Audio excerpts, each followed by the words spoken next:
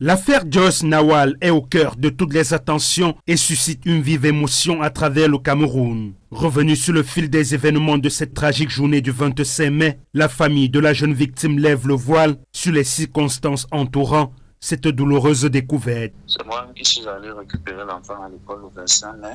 J'ai trouvé la petite, elle était assise avec ses camarades. Elle m'a vu, elle s'est levée, elle est venue vers moi en marchant. Lorsque ma fille entre soit dans la voiture, elle est souvent debout. Jusque-là, je n'ai pas vraiment prêté attention. On a roulé, on est parti à la pharmacie où je partais acheter le remède de la petite. Invité au micro de Donald Breskamgan dans le cadre de l'émission Bonjour chez vous ce vendredi sur Radio Equinox, Rosalie et Germaine Omba soutiennent fermement la thèse de l'abus sexuel. Effectivement, l'enfant a été touché puisque l'appareil génital a les lésions.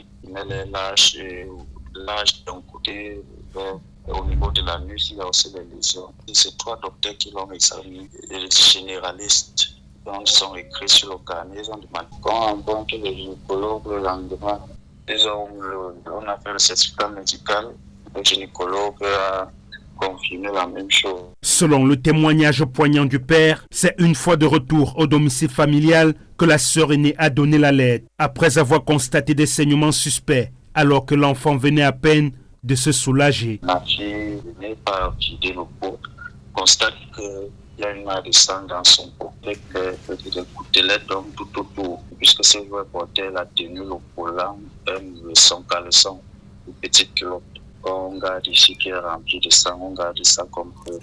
S'agissant de la vidéo qui circule actuellement sur les réseaux sociaux, le couple la qualifie de fallacieuse. La vidéo, elle est fausse parce que, premièrement, je crois que la vidéo que nous devons avoir, c'est une vidéo du 25 mai. Cette vidéo du 25 mai, on doit avoir les images. Dès lors où mon enfant est entré à l'établissement, jusqu'à ce que je sois sorti de l'établissement, on doit tout visionner. Même si c'est 15 heures de temps, on doit tout visionner. Face aux zones d'ombre, Rosalie, la maman de la victime, avance une autre hypothèse. L'enfant aurait pu être violé en dehors de l'établissement avant d'y être reconduite. Quelque chose s'est passé dans cet établissement.